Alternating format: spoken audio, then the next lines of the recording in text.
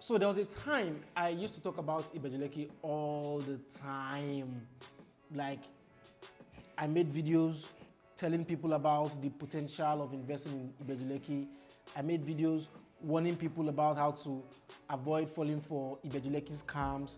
I made videos telling people everything they should watch out for when investing in Ibejuleki. In fact, I even did a series called Ibejuleki series. There were about 15, 16 videos teaching people what they needed to know about investing in Ibejuleki.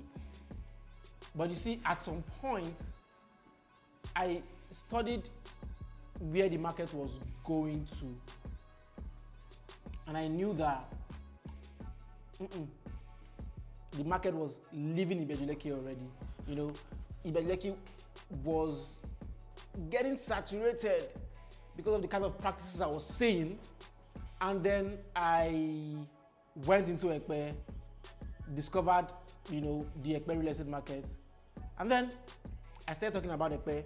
And now everybody's getting into Ekpe. And so I have to let you know how to protect yourself. And that's what I'm going to be doing in this video, because I'm going to be talking 7 burning questions you must ask before buying any land in Ekpe. Guys, stay tuned. Alright guys, welcome back. My name is Olisa, and this is Lands and Houses TV, where I give you information that helps you make safe and profitable real estate investments. And today, like I said, we are going to be looking at 7 burning questions you must ask before buying land in Ekpe. I actually wanted it to be more than 7 because I didn't want the whole, 7 thing. 7 is like a common number. But then I couldn't come up with more questions. Maybe, just maybe, if I have more questions, I'll have a second version of this video. So the first question I have here is it agric? You need to find out if it's an agric land. So there are different kinds of lands in Ekpe. Because Ekpe was predominantly an area for farming. So like the profession of the original Ekpe people has always been farming and fishing. Most lands in Ekpe, were reserved for agricultural purposes. So when you go to Ekpe, if you go inside Ekpe, you would see poultries and fish ponds and all that. Now, at some point, some of these lands were converted to, residential lands. But there are still many lands in Ekpe that are agric lands. So you can't find this out if you do not do your survey search. So the first thing you need to find out is if it's agric, because if it's agric, then you cannot process a title on the property. First of all, you would have to convert it to residential before you now process a title. That's question number 1. Question number 2, you have to find out if it is free. Is the land free? The truth is, if you want to buy land with CFO in Ekpe, you probably get one. And the only one I've seen, they were telling us it was selling for about 4.5, 4.8 million naira per plot. And we are talking about wholesale. So wholesale price, it still comes down to 4.5, 4.8 million naira per plot. That's freaking expensive.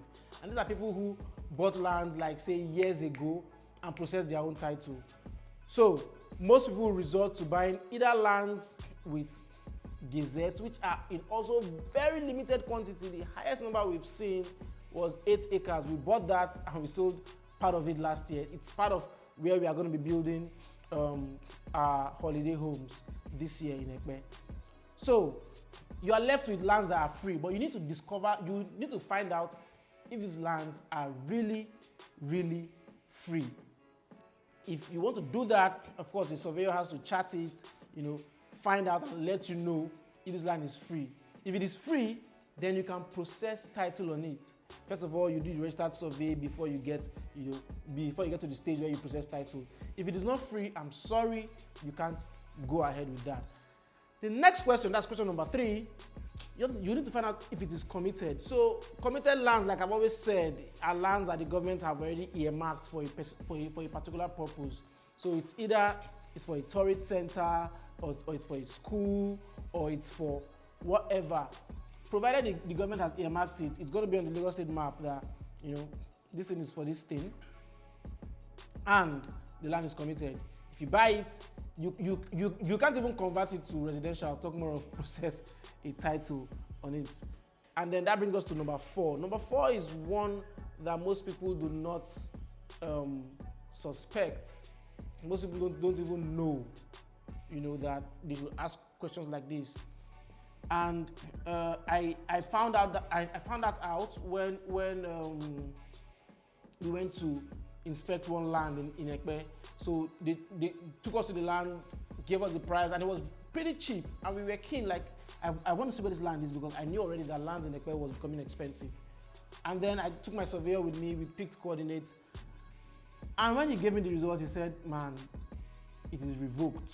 So you have to ask, is it revoked? When we say revoked, so probably the land was allocated to a particular company or a particular individual, but maybe a political issue or something came up, and then that title that was allocated to them was revoked. So an example of this is when you go to Ekpe, there are places you pick, coordinates from, and then you would see Marco Polo. So basically, the former governor of Lagos State, Sir Michael Otedola, wanted to actually give some lands to a Marco Polo company to come build a mechanic village in Ekpe. But I think when the military government came in, that plan, was killed. But till today, you would see the Marco Polo, name on those portions of land. Then when Ambode came in, we heard that he revoked that title. But people who did not suspect, people who did not know, were still going ahead to buy some of these lands. So you need to find out, is it revoked? Is the title revoked? If your surveyor tells you, you probably, or if your surveyor doesn't know, you could probably find that out as well at the land registry in Olisa. Now, these are concerning the title. Let's now talk about the nature of the land. You need to find out if it is really dry. So it's popular. It's common. It's a common thing that land in Ekpe is dry, solid dry, and that's true. Lots of land in Ekpe is solid dry. You don't need a special foundation for it, but you need to find out if it's really dry, because I've seen lots of land in Ekpe that are waterlogged, and I was wondering. So there's a particular property that's been sold on the market right now. I won't mention its name, and I passed by that property, and the whole land was marshy. The whole land was waterlogged. And I was wondering, did this person not see it before buying? I'm talking about hectares of land, and it's selling for cheap, and when I got to discuss with the locals, someone told me that they bought the land for a very cheap price. So they did not know, that the land had that issue. Now tell me, you buy land for, that cheap, and then in your head, are not thinking of sand filling and, building a raft foundation on that land. You could just, go mad because of that situation. Now, that is question number 5.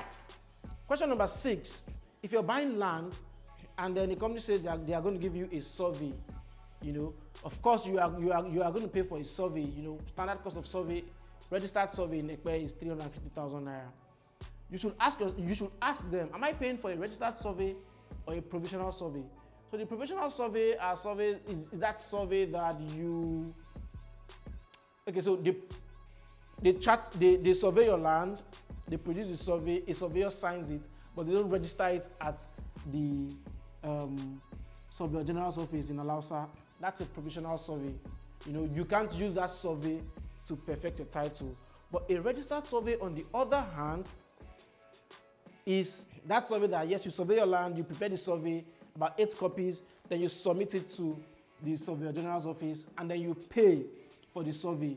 They come to your land, check and ensure that everything is all right, and then they send back your survey, and then you have like an evidence of submission. That is a registered survey. So you need to find out, am I paying for a registered survey, or am I just paying for a provisional survey?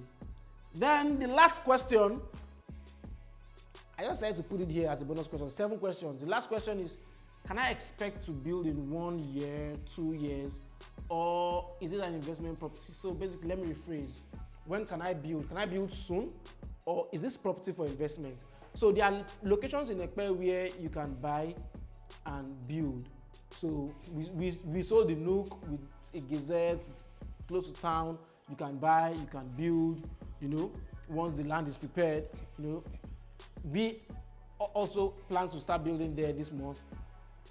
But, you know, that's the buy and build. Now, there are properties in Ekpe that you have to wait for 2 years, 3 years, some 5 years, some 10 years before you can build. So you need to know, is this a place where I can buy and build, or is this an investment property? Or when exactly do you think I can start building? These 7 questions are important questions that you need to ask when buying land in Ekpe. I have compiled everything into a PDF and I have made it downloadable so that you don't have to come watch this video again. All you have to do is download it, put it in your phone, and probably when you're talking to someone who wants to sell you property in Ekpe, or probably when you're talking to me, when you want to buy a few plots of land at the Enclave 2, you can ask me these questions one after the other. And yes, I'll give you the right answers to every one of them. So guys, click on the link in the comments, in the description section below, and then download a copy of the PDF answering all these questions. And then, you know, when I get your email, I could also send you, you know, some emails, and then probably send you our current offer on the Enclave 2, which you've probably seen in one of my other videos, or I'll direct you to where you can see them. All right, guys, thank you very much for watching this video. I'll see you on the next episode. Bye-bye.